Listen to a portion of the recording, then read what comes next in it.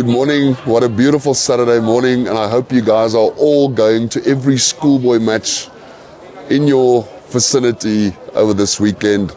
Such a pleasure to bring this to you. I just want to quickly touch on something that was very interesting to us, and we absolutely love this type of comment and this type of reply. So we got a message, a DM, call it that, on Instagram from Martinez, and Martinez, I hope you don't mind that I mention your name, and I really want to thank you first of all for the very humbling compliment in saying that we are bringing you guys amazing content and that you're really enjoying the show.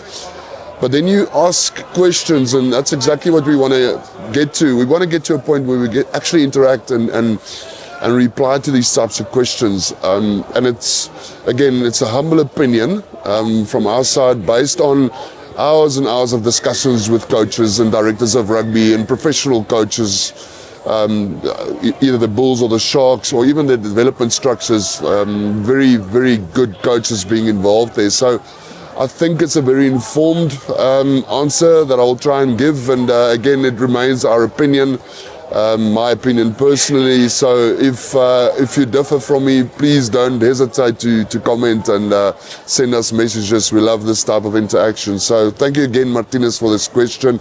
I'll paraphrase. This was sent to me in Afrikaans, so but it was very interesting. He literally asked in his first question, you know, what would make a Stellenberg and a Garsfontein, we are at Garsfontein today, this wonderful facility, and what would make the difference between them and the traditional big schools and traditional great rugby schools? And my answer would be simple. You know, it's two relatively young schools, both Stellenberg and Garsfontein, but it's schools that had very distinct planning on where they want to go with their rugby. And they appointed the right people. They got all of them together. They spent a lot of time in planning, making sure that everybody is pulling in the same direction. And whether it's Andras or Sylvester and them, and even Sylvester's predecessor at the first team, Dupi and them, they laid a foundation of what the principles are and what they want to coach, how they want the school to play, and to actually create that DNA. And like I said in the previous episode, it doesn't happen overnight. This is years and years and years of dedication by these coaches, and people really buying into that. And when I say people, it's your parents, your players themselves, and obviously alumni, and everybody standing behind it. And that would be the reason why schools that are traditionally big and almost spoiled with talent, guys like these weren't traditionally spoiled with that. So they had to go and find players, had to go and, give opportunities, and might have gotten it wrong in some instances and got better over the years, but the results speak for itself. And congratulations to both these schools. They've been absolutely phenomenal over the past 2 years, and they are now a force to be reckoned with. So Martinez, that would be the first humble answer to that.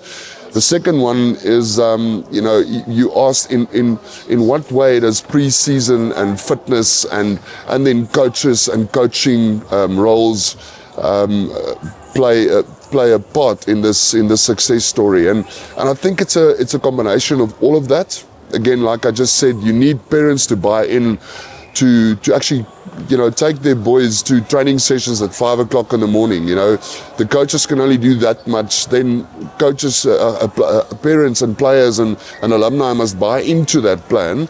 And again, alluding to the schools we've just mentioned, traditionally that is something that had to be changed. It's a culture that had to be established, and they got it right. And like an Affis and all these guys that has been doing it for years and years, they literally upped their game, and that's why they are competitive at this moment. So all of those things play a massive role, and it's in the detail. There's a lot of detail being spent on these training sessions. It's not just rocking up at 5 o'clock in the morning because you need an extra session. There's very specific goals for each and every training session. developing players, making them physically strong enough to endure a season which has become extremely brutal, actually. And then more so developing the players individually from a skill perspective in periods of times of the season, like an off season, when you have more time to do that. Because like we all know, in a season it becomes more difficult. You have less time and the games are played one on top of the other. Just take the past month, most of these schools played 6 to 8 games in a 32-day span. So surely the work had to be done long before that. And it's pretty much tweaking after that. And then thirdly, you asked, and this, I'll end off with this, you asked why is it so consistent through the under 14s, 15s, 16s, and even your second team sometimes in your bigger schools, like an Affys and a Polrus, etc. Why is the results more or less consistent, and then you get to under 19s and there's a bit of fluctuation? I think the fluctuation really only started about 2 to 3 years ago, when these schools that we've mentioned now that have been working hard on gaining ground on the bigger schools, when they up their game. And I think it's extremely healthy for South African school sports and schools rugby to begin with. And like I said, you know, the under 14s, 15s and 16s, you know, it's still boys finding their feet, and some schools with depth, like an Affys and a Polrus, which has got 27, 28 teams, even 31 teams that they can field on any given Saturday. Those boys will train more frequently, and surely they will, in those lower teams, they will have competition that isn't necessarily up to their standard, because simply those schools don't have that amount of players, or there isn't that amount of depth in their school. So you'll see more consistency there. But as soon as you get to your open teams, you know, from your first team to your 6th, 7th, 8th, 9th team, you know, those guys have been through a system. And most schools to begin with have to start with developing first team, or focusing on their first team to get the school on the map, because those are the teams that everybody talks about, is the first team.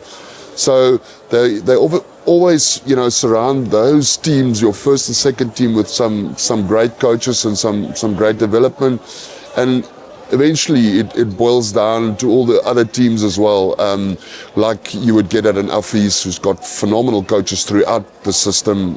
Same with Polrus, same with you know, guys like Gray in Bloem, and these you know, Paul Boisai, Paul Jim, all of them have immense amount of teams, but they've got incredible coaches in all of those age groups. So it'll come for these other schools as well. I think it's a question of time. Like I said, they're fairly young, but it's very, very healthy to see that. And so again, Martinez, thank you so much for these questions. If there's any of you that would like to ask these types of questions, again, it'll be our humble opinion on it, based on what we've learned by visiting these schools and having some informed discussions with them. And we love to bring this to you, and please don't hesitate to ask us questions. We would love to reply on it from time to time, and we are glad to do so. And thank you for asking our opinion. We will always be humbled by that, and we appreciate that. It's going to be a great day of rugby. Don't miss a second. Go to every single school you can possibly support. These guys work extremely hard. Coaches work so hard to get your boys to a level that you want them to be. So go and support them. Go and give them your absolute backing on everything that they do. And we hope it's a wonderful Saturday of rugby for all of you. Thank you.